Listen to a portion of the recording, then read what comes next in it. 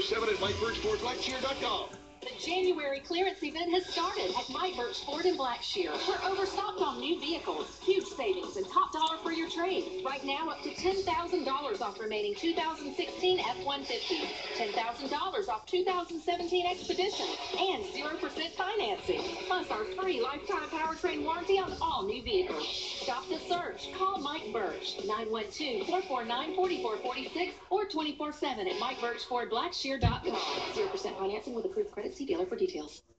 Jessup Premium Storage, 1455 South First Street is Jessup's best place to store your valuables. Whether it's furniture between moves or just a place for the overload, call Jessup Premium Storage at 530-8003. That's 530-8003. Jessup Premium Storage units are indoors, climate controlled, and they have 24-hour surveillance and on-site management. You have 24-hour, 7-day-a-week access to your unit. Sizes range from 5x5 to 10x25. They also have outside covered and uncovered spaces available for vehicles, boats, trailers, and RVs. Jessup Premium Storage on the Waycross Highway in Jessup. Well, good morning. 2 minutes after 8 o'clock, you're listening to the Big Dog, WIFO FM in Jessup, 105.5 in your FM dial. Wednesday morning, 25th day of January. Butch Hubbard here with you on the Big Dog. Good-looking day today, sunny today. High today near 76 degrees, near 76. The automobiler levels 11.2 feet and rising. It is now time for the world-famous Butch and Bob Show, brought to you by Mike Birch Ford in Blackshear, by Republic Services, and by Jessup Premium Stores located out here on the Waycross Highway. Well, we've got Jill Blizzard in here this morning, which means it must be hospital day. Good morning, Jill. Good morning. It must be hospital day. So how are you doing? We're great. Hope y'all are fine. We're doing good. Good. Y'all selling a lot of sheets down there this week in the lobby? We are. It's amazing. Everything's $29. In fact, that's one of the items I was going to talk about today. I know. We'll get to that. But you've got guests in here this morning. Some very special guests that you want to introduce and us to talk to this morning here on the Butch and Bob Show. I do. There's two VIPs in studio with us today. Brand new employee of Wayne Memorial Hospital, Mrs. Christy Horn, is observing today. She comes to us from the Wayne County School System. She's been there about 9 years, and she is helping us out in the education and marketing departments at Wayne Memorial. We're thrilled to have her. So hello, Christy. Sitting way there in the back. You don't have to sit back there, but how you doing back there? Maybe next time we can get her to the mic. Okay. But she's here for observation purposes only, huh? Well, we wanted to show her what all we do. Okay. And since we come here about once a month, this is part of it. All right. And our second VIP in the studio today is valuable volunteer, Mr. Jack Denmark. He is a retired nurse and has a unique path to coming to volunteer at Wayne Memorial. And I don't think he's ever even been to the Butch and Bob Show. No, not that I'm aware of, no. So we wanted to bring him along and let you all meet him and interview him. You said Jack Denmark? Is that right? Jack Denmark. All right. Yes, sir. Like the country, Denmark. Right. So I wanted y'all to meet him and talk with him, and then I'll tell you what else is going on at the hospital. Good morning, Jack. How's it going? Good morning, sir. How are you doing? I'm doing fine. Now, what is your association with Wayne Memorial Hospital? Well, I'm a volunteer in the auxiliary. Okay. And I've been doing this since, I retired from the hospital as a nurse in 96. In 96? 96, yes, sir. Oh, okay. And then I came back around 2002 after my wife passed on and doing volunteer work since that time. Okay, so you were a nurse most of your adult life? Yes, sir. Well, I was in the Army for 21 years. Okay. I was in the medical field. And then when I got out of the military, I went worked in the state prison for 5 years. Okay. And then I left there and came over to Wayne Memorial in 1980 and stayed there until 96. Okay, so you're a nurse there at Wayne Memorial Hospital. So you saw a lot of changes there through the years, didn't you? Yes, sir, I have. Yeah. And so now you work with the auxiliary, volunteer there. What volunteer work do you do for the auxiliary there at Wayne Memorial Hospital? I work as a transporter, and I work. Sometimes I work 4 days a week, sometimes 2 or 3. Depends on if there lack of personnel to fill the area, I go in and fill in. Okay, when you say transport, you're the one pushing folks in the wheelchairs Yes, and stuff like that around the hospital for one. Yeah. In wheelchair, yes, sir. Okay, and is that a fulfilling job, or I wouldn't even say job, with a fulfilling duty for you to do? Yes, sir. I enjoy it very much. Okay. I like doing things for people. That's something. You were a nurse out there all those years, and then retired for several years, then went back now, Yes, and sir. helping with the auxiliary there. And you say you work just anywhere from 2 to 4 days a week based on how they need you out there, right? Yes, sir. Yes, sir. And they're always looking for more volunteers, right? Yes, sir. We are. Yes, sir. Okay, so the person doesn't necessarily have to be retired to volunteer, do No, they? sir, they don't. Because I think they only have to commit to what, Jill, like 3 hours, 4 hours a week or something like that? Just 3 hours. 3 hours a week? Yes, sir. And that's one shift. You can do it in one Just day. one day, one shift, 3 hours, and Yes, sir. get that volunteer time in. And so where all were you stationed, Jack, when you were in the 21 years in the Army? Well, I started off at Fort Jackson, South Carolina. Then I went from there to Fort Sam Houston, Texas, for medical training. And then from there, I went to Germany. And then after I left Germany, I came back to Fort Sill, Oklahoma. And I got married in Lawton, Oklahoma. And then I left from there and went to Fort Benning, Georgia, when I re-enlisted in the Army. Then from Fort Benning, I went to Korea in 1960, and I left Korea in 1962 and went to Fort Bliss, Texas. And then from Fort Bliss, Texas, I went to Vietnam for 12 months. What year were you in Vietnam? 1963, 1964. I was a medical advisor to the 12th medical team over there in Two-Corps area in Pleiku. Okay. And then after that? Then I left there and I came back and went to, I don't see how you remember all what you remembered already. See, I went to Fort Bragg, North Carolina, and then from I take that back. I went to Fort Jackson, South Carolina, stayed there for a year. Then I went to Fort Bragg, Womack Army Hospital, and did my medical training for a year. And then from there, I went to Germany, and then from Germany, I came back to Fort Bragg, North Carolina, and then from Fort Bragg, I went back to Korea in November 1970 till January 72. Then from there, I went to Redstone Arsenal in Huntsville, Alabama, and stayed there 3 years, and then I retired. Okay. First 1 September 1975. So how'd you end up here in Jessup? Well, I got married. There you go. I got married in 28th of June 1957 to Ethelyn Goss, and we was in and out of Jessup. And then when I retired, I moved back here to Jessup. Okay. So, I thought Fort Stewart was going to get in there somewhere with all the Army stuff being here, because we see so many people who do retire in this area once they're at Fort Stewart. But you're here because of marrying a local girl. Yes, and when sir. you got out of the Army, y'all moved here, and then you became a nurse out there at Wayne Memorial Hospital, right? Yes, sir. You did that for all those years, and now you're volunteer with the auxiliary out there, and Yes, it's quite a lot of years of service in the medical field. Yes, sir. Yeah. I enjoyed it very much. Yeah. It's amazing how the folks in the service do that. It's like, where are you from? All over. I'm in Jacksonville, Florida, is where I was born. Jacksonville? Okay. Yes, all right. When you were born, how long did you live in Jacksonville? Well, till I was 20 years old. And what year was that? In October 1954. Oh, the year I was born. Well, And then I lived in Jacksonville from 54 to 68. yes. Well, my folks started here in, my great-grandpa had a farm in Odom, Georgia. It was on Collins Loop. Oh, okay. 700-acre farm. And they say it was the best farm in Wayne County. And then my grandpa died and they buried him at Old Bethel Cemetery. Mhm. And then my folks moved out to Melrose, Florida.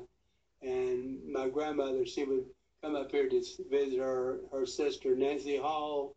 And then, but I didn't know we had, that we had lived in this area, or my folks had, until Grandma was telling me about it. Yeah, well, you didn't know it, but you knew it, but you never lived in this area, but you had Yes. local ties here. Yes, sir. And then you married a woman from this area. Yes, sir. Yes, So, sir. like, circle life coming back home. Yes, sir. Yeah. Right. Yes, sir. Okay. I'll say you till I die.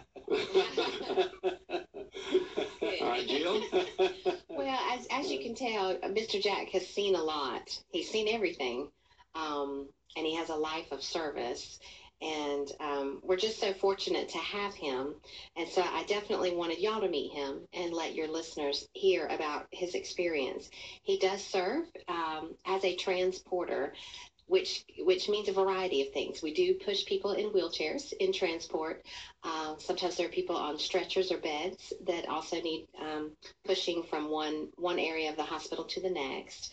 And then sometimes we're running papers, maybe from the ER to the rooms upstairs or to a department, or a lab run. Maybe there's something that needs to be taken to the lab upstairs. So all of these things work together to help assist the patients, their families, and the staff at the hospital. So if we have a transporter, such as Mr. Jack, handling these things, that means a nurse can stay at the bedside with their patient, answering questions for the patient or the patient's family, and they're just a wonderful asset to have for our hospital. And in fact, you will see in the next year or so, we've run 2 or 3 different advertorials, if you will, where we're highlighting an employee, a physician, or a group of volunteers in the local newspaper, the Press Sentinel, and it's also been in the Blackshear Times, to give folks more of a snapshot of our entire team, because it takes us all. And of course, the most important person in the hospital is the patient, and the rest of us just line up and serve the needs of that patient. But if anybody is listening out there that would like to talk more about the volunteer program, I'd be happy to sit down and talk with them. They can stop by the hospital. They can call the hospital and ask to be transferred to me, or they can just call my direct line, which is 912-530-3115. We have a pared down application. It used to be several pages long. We've cut it in half to make it easier for new volunteer applicants. Folks could also email a request for an application at wmhinfo@wmhweb.com. Okay, now Jack can do it at 82. I mean, that's young whippersnappers at 62. So we should be able to do it. I know. It's funny too. Sometimes the transporters that are working with Jack, or the new trainees, the new volunteers that come and train with Mr. Jack, they say, "Wait a second, can you slow down, Mr. Jack? You're walking so fast. I got to keep up with you, especially if there's 2 of them and they've got to push a bed." But he is a delight and a joy to have, and he's one of those that can always be counted on. And even though he works several shifts a week in the transport station, all that's required of any new auxiliary member is 1 shift, like you said before. That could be about 2.5, 3 hours a week, depending on the station. And it could be in the gift shop. It could be in the thrift store. It could be in transport. It could be greeting folks at the front desk. That's important. And it's interesting, too. A lot of times our volunteers are bookending the patient experience. So when a patient or a family member walks in, sometimes the first face that they see is our volunteer sitting at the information desk. And a lot of times when people come to hospitals, they might be a little bit nervous, or they might be looking for somebody who's had a procedure, or maybe they're looking for the maternity ward because a loved one just had a baby. And so oftentimes the very first interaction they have is with a volunteer. And also at the end of the patient or visitor experience, maybe someone like Mr. Jack is wheeling out the patient to their car in the wheelchair. So they're just a wonderful, wonderful group of people, and you'll see a nice little write-up about them in our local paper and the Blackshear Times in the next couple of weeks. Well, good, good. So they're also having a sheet sale. Y'all have mentioned that on your station this week. It's this is the $29 sheet and pillow sale, and it goes on now through Thursday at 6 p.m. That's all sizes: full, queen, king size set, regular price $189, $29 sheet sale. Yes, sir. Okay. And with that set, there's 6 pieces to it. There's a flat sheet, a fitted sheet, 4 pillowcases. Of course, they're machine washable and dryable. They had twin also, so they got twin, full, queen, and king. And this time they brought with them those large body pillows. So that's been a good seller. But this has been our biggest fundraiser that we've ever had with this company selling these items.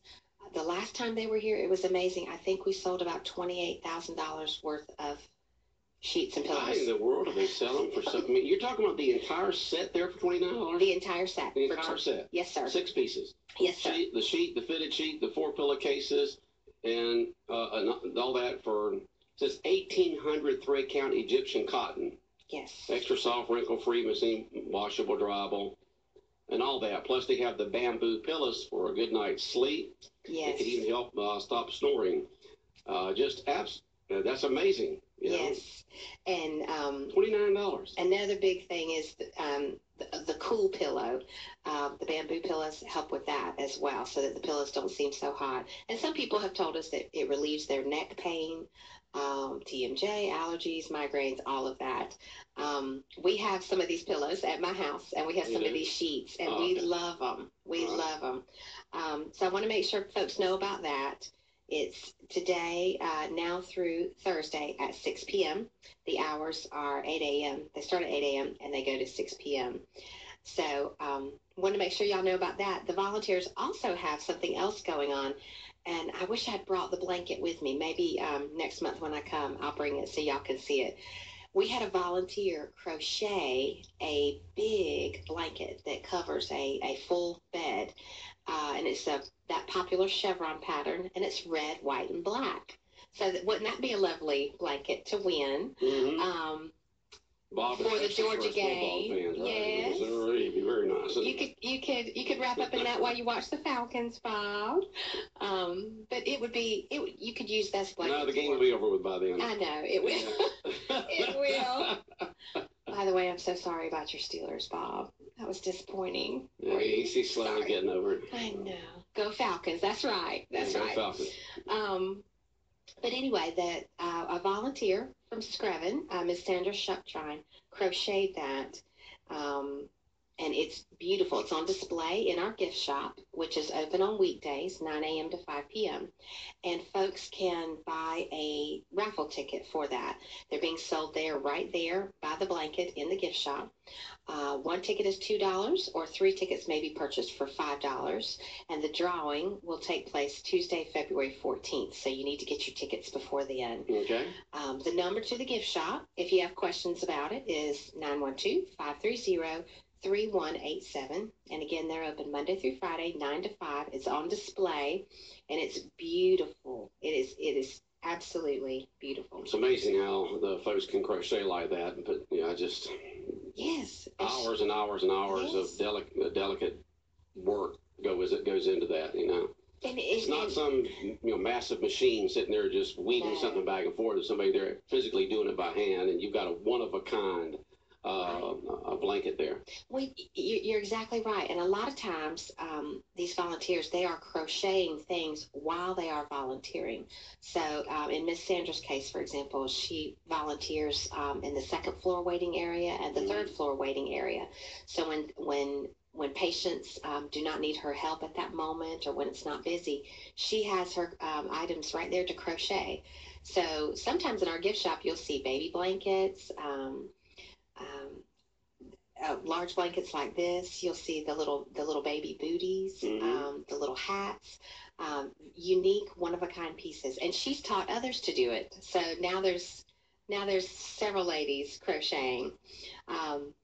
Also, thank y'all again for plugging the Red Cross blood drive. It's this Friday from 11 a.m. to 5 p.m.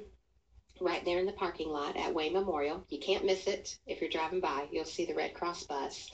You can make an appointment, and appointments are preferred and take precedence over walk-ins, but walk-ins are certainly welcome. If somebody wants to make an appointment, they can call 1-800-RED-CROSS, or they can go online to redcrossblood.org and enter WMH when prompted. And just to show people how much we appreciate them taking the time to do this, donors can sign up for a chance to win a $25 gift card that will get to the winner afterwards. Okay. So, but they are in desperate need. There's been a shortage. We had a lot of storms last quarter through our area, and the numbers for the Southeast blood drives, sometimes the blood drives were just completely canceled. So their supply is extra low. So if you've got time, if you're ready and willing to serve, you can make an appointment. You get a nice little serving of juice and cookies afterwards, and you have helped out your fellow man. And that's this Friday from 11 till 5.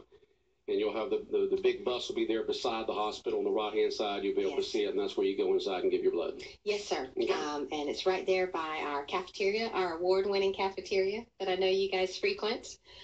We had shrimp and grits the other day. Cool. On Friday, and it was fantastic. They opened at 11 a.m. and the line was already formed by 11. It was great. It was great. I think I saw Mr. Jonathan there from the I'm sure you did. But anyway, well, I know that we've covered a lot, and I'll probably save this other info for our next visit. But we've our community home care division, they've won an award recently, and I heard y'all share that on the news. I'm going to bring those ladies with me next time. And we just appreciate you letting us come here and letting us share with y'all and your listeners what's going on in their local hospital once a month.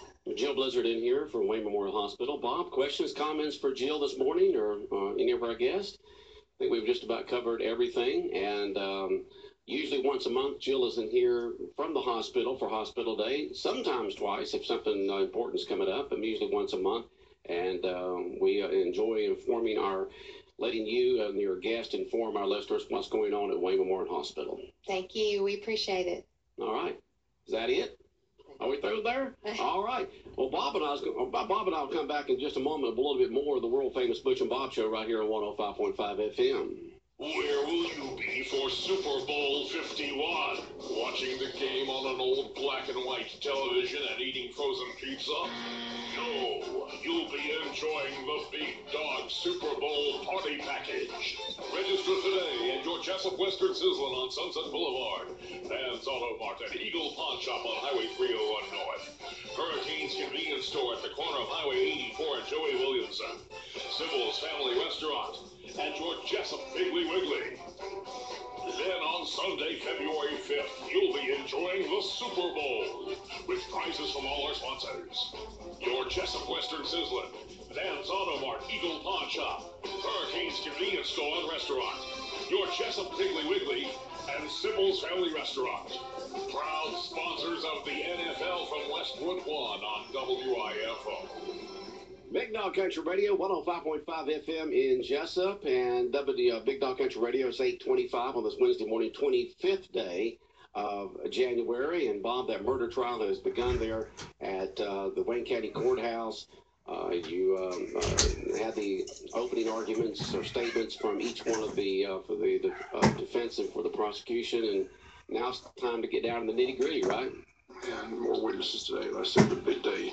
Yesterday was just a long day of listening to the audio interview with the GBI agent and the defendant. So 6 hours long. So. 6 hour long interview.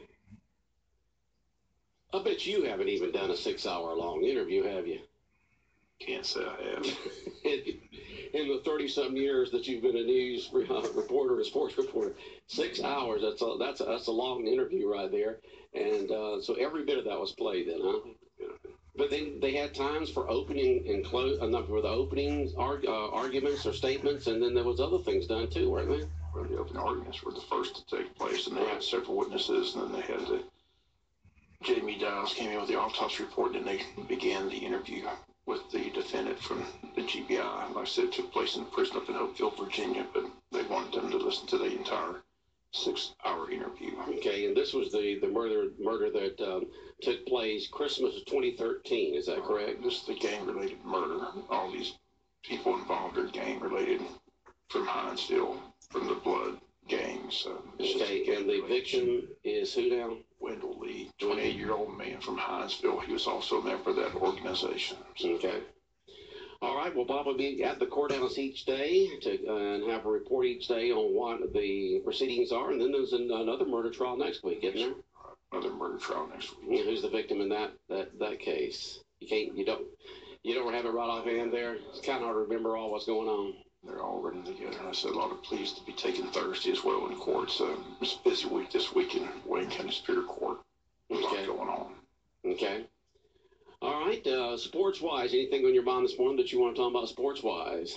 Well, I said yesterday's news was the big story. Pittsburgh's quarterback Ben Roethlisberger said he may not be back. He's coming back. He's got $48 million on the table for the next 3 years.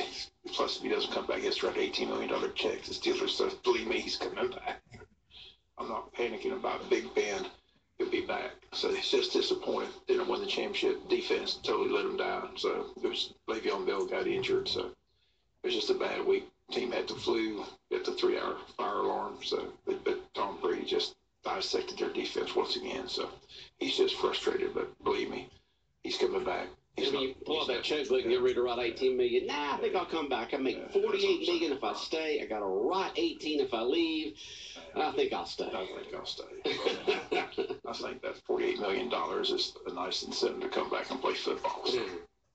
He has 48 million reasons to come back. 48 million in your pocket or 18 million out of your pocket, and I think his wife's going to say, "We need the 48 million." That's right, honey. I want the money.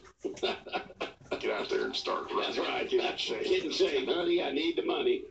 The Steelers need you a quarterback, so don't be thinking about retirement.